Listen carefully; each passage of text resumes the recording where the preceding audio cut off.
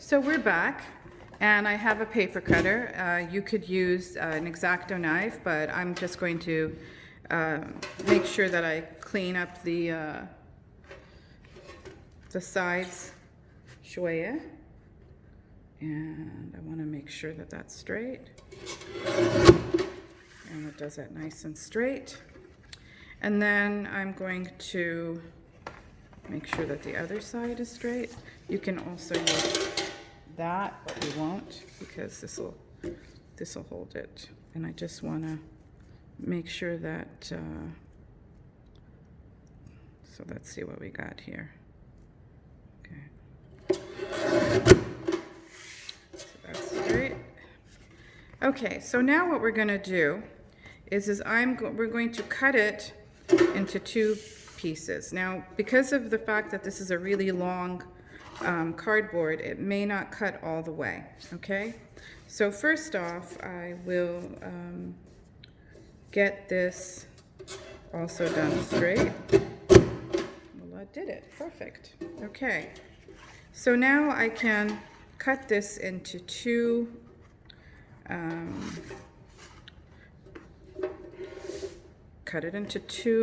pieces, and let's see what we got here. I want to kind of sort of. What's great about this is you don't have to do exact sizes. You can measure on the paper that you've already made. So now we will take this back. Make sure that's completely closed. Get this baby out of the way. And now I have both of these. I've got two. I just don't know where the second one is. It walked it off. So here's one, okay? And I have another one. I just think I put it under. Okay. Oh, it disappeared on me. Okay, so I've got two now. This is a bigger one, but I didn't cut it. So I'm going to go ahead now, and I have got this one here, okay? So basically, this is going to be a really big journal because the spine is so wide. So today I'm not going to finish it, but I'm going to start it. First of all, the most important two elements I'm going to show you, and then maybe we'll have a third session potentially in some of your other dates. But first and foremost, I'm going to show you how you can cover this, and then how to make the signatures. And again, time permitting, I may be able to show you how to do the sewing of the signatures, but we won't know until we start with this. So now this is what I have, okay? And basically what we want to do is we want to be able to cover this. And also we want to be able to make sure that it's strong enough so that when we put our signatures, that this will hold. So one thing I might end up doing is taking this flap that I had cut off and actually reinforcing it. But I know that I have another piece that I can use. So you could actually use this to reinforce it. However, this one has a double, so that ridge would show. So I think what I'm going to do is I'll do it, but I won't have the ridge showing. I'm going to now cut that so that I have a stronger spine, okay? So I'm going to cut this. So let's just measure that with a pencil. So I'm going to go here. So that's my measurement. And I don't need to do it with a paper cutter. Maybe I will. I'm just going to be off camera. And I will go here. And this is going to be my spine, okay? So right now what I can do is, so that's the spine. So I will be taking my glue, and this is, you can use PVC glue. We use Decopatch glue. And I will get a brush here and go from there. So I will just get a bowl. And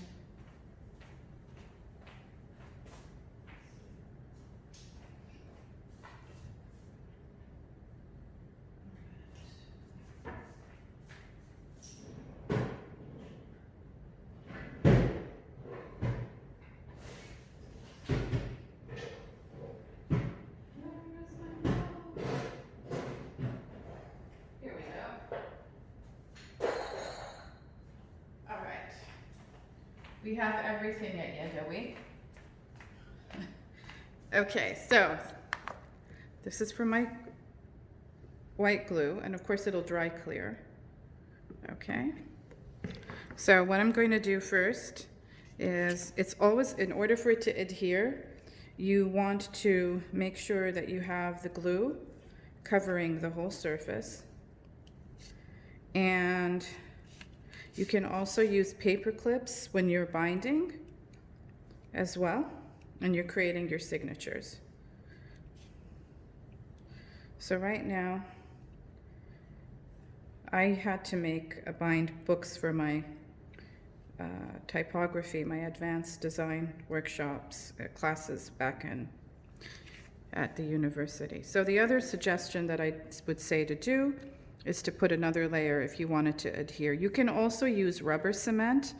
Rubber cement is excellent, but it is not water-based, so it has fumes. And so now what I'm going to do is I'm just going to make sure that I placed it properly, like this. Okay. And I'm just going to fold that and fold this to make sure that it is okay. And now I've reinforced the spine, because there's going to be a lot of weight with this one because of the width of the spine. So now what we're going to do is we're going to take this away, and we have an option. I'm just going to show you some papers that we can use. So we have several options, and there's a paper that I love to use that we have, and it's beautiful. So this is a paper. This is a paper that I like to use a lot of, and it's basically two-faced, and I have other colors as well. So this is a paper that is excellent for this process. Another paper that is really great to use is these kind of papers. So you could even use wallpaper, by the way, to do your binding. And then we've got this paper, and it's more like fabric. Okay, so if this was big enough, well, I could use this for the inside part, okay, and I could use two colors to actually do this, so I don't have to have it necessarily the same size. So first off, what I'm going to do here is I'm going to, I want to use this color, and I want the flowers to be upwards, so I need to make sure that I can do that, which I think I can. All right, so I will use my bottle, and it's not heavy enough. Okay, so I'll use this. Should be. It's pretty. Okay, so I need to make sure that I have enough to fold over, okay?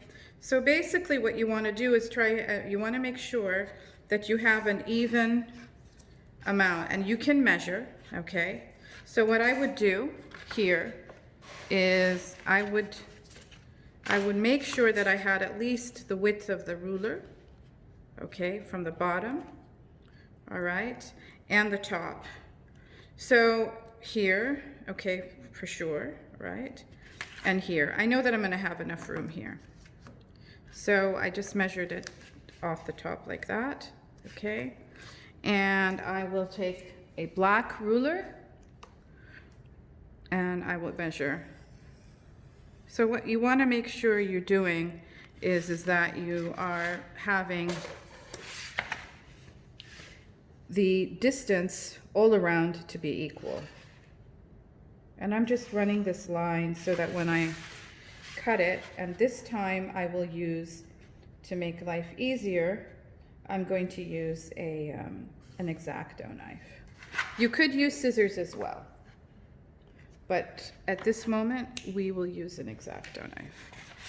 So here we go.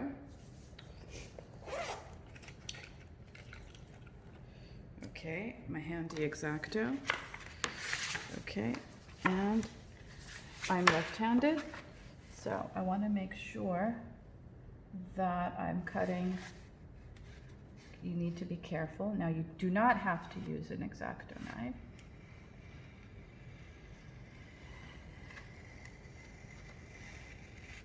Nice clean cut.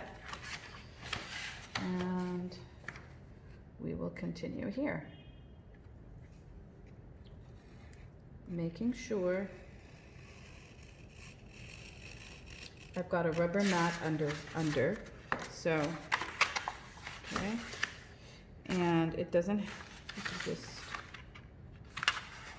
do this. Okay, and whenever you want to cut properly, you just angle your X-Acto knife. And okay, so the cap on, make sure no one gets hurt. I'm now done with, okay, I'm now done with the paper. Okay, and I have this here like that. Here. Okay, so here we go, back here. Now this is one way for us to do the paper. There's another way that I can show you, where we have a kind of sticky paper, and I'll do another demo for that, okay? I'll just move that here. So now this is how this looks. So I am eyeballing it, okay? But, because I've been doing it, but it's fine as long as your folds are straight. Okay, so here we go. So what I want to do is I want to make sure that I am going to be gluing this side here. So what I'm going to do is I'm going to grab my glue, and I'm going to start. So this is how it looks, and I want to start from this edge here. So first off, and don't worry about getting glue over, because all of this is going to be folded.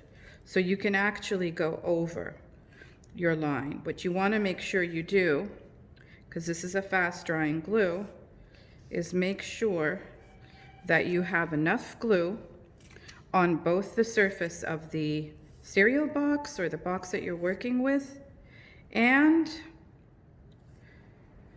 the paper that you're binding to the surface. And as you can see, I'm just smoothing this out and making sure that I have enough. And now I'm going to start applying glue here. And you want to make sure that the glue is applied thinly and it's consistent. It's not like in globs. So here we go. I'm going to continue. And this is the reason why I like this paper, because it handles the glue really well, and it will absorb it without really becoming distorted. And now what I'm going to do is I'm going to start from the center, and then I'm going to start pushing out, and you can start burnishing like this. Okay? And you can, and then I'm going to start bending this because you want it to bend. Now, this is a little bit of a mistake, which is cool, but it'll be part of the design. I actually like that. Okay, so now what's really important is to make sure that you are going to glue the spine, because the spine is going to have the most stress. So when I cut that, and that's really cool because that'll be part of the design, because it's, I started it at the bottom where the brand and the stuff is, but that's cool. I think that makes it even more personal and unique. So you can use other types of paper as well, but so now if you see here, I'm making sure that I have enough of this glue to adhere it. And what I do is I make sure that I have enough so that what I'm going to do now is I'm going to fold that over and I'm going to press. And I want to make sure as well that I'm bending, so you're creating these creases and it's working. Okay, so you can see now that we're doing it in sections like this. Okay, so I'm now going to go to the next stage, which is here. Okay.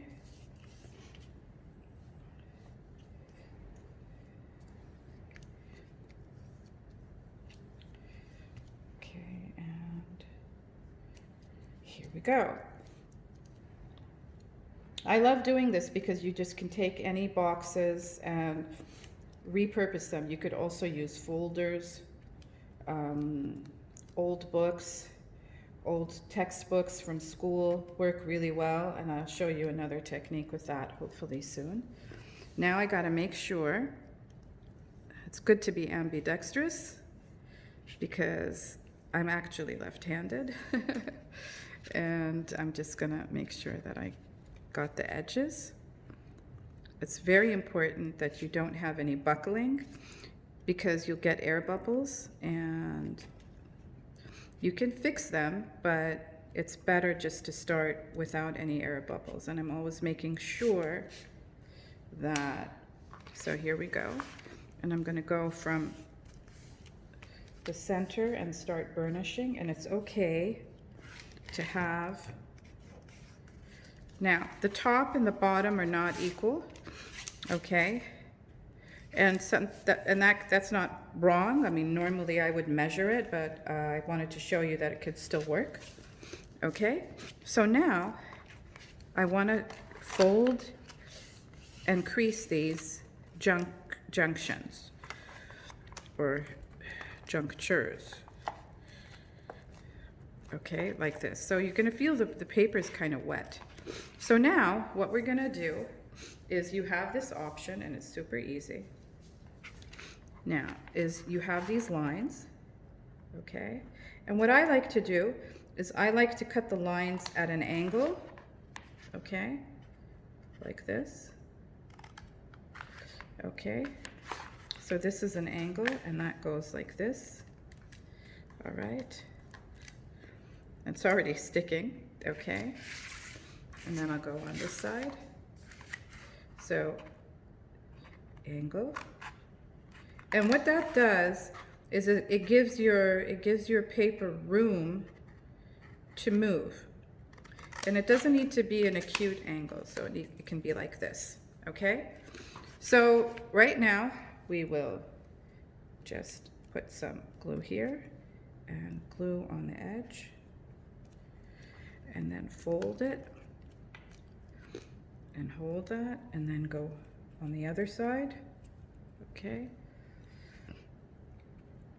And make sure that you get into the grooves, and then push over and down. And there you go, it's happening, it's coming together. Now, what I like to do is I like to move away from the area that I was already working in so that it would adhere, and then go onto this side. Now, in this case, what I would like to do is I would like to cut the fold here. Now, another way to do this is just to cut a triangle. But I don't think that the triangle, I think it would be better just to cut your folds like that.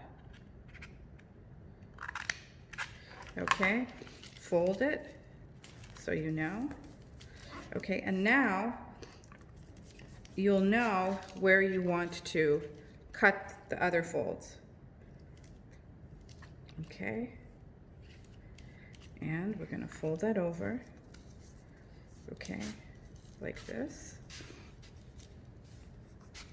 Okay, and go to the other side. Slowly but surely coming together. Clean this baby up.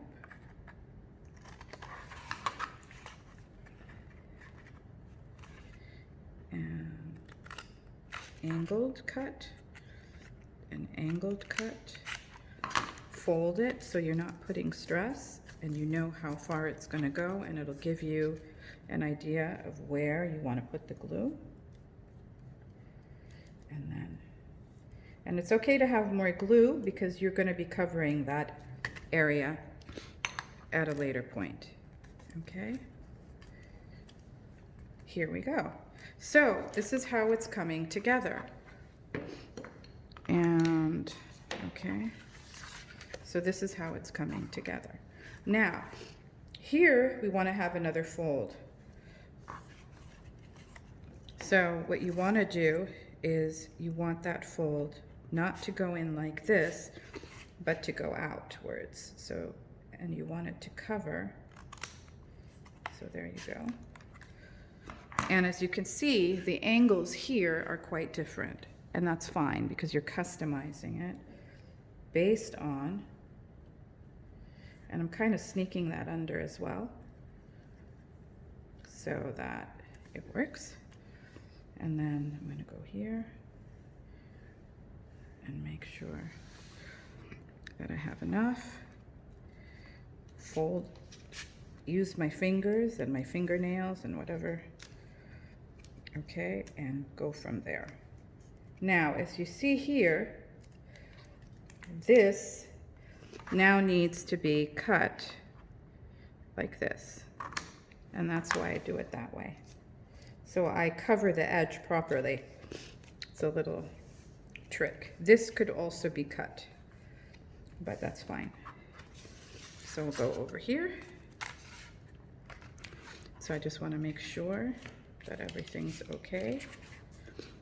And I'm going to cut there.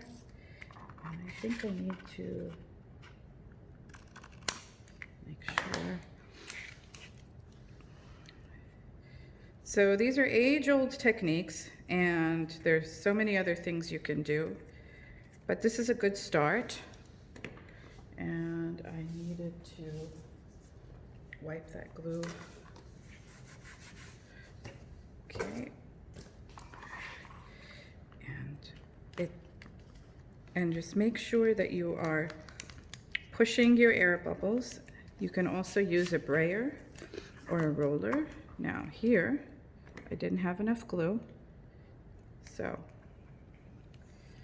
I'm just going to press that. Now, there's excess glue, so I'm just going to use my fingers. And here we go. It's coming together. You see? Now here, I also should have cut it a bit, so do that. And great. So this is how it's coming along. I love it. I love, love, love, love it. Okay, so I'm going to finish this up and come back and show you how we're going to make the signatures.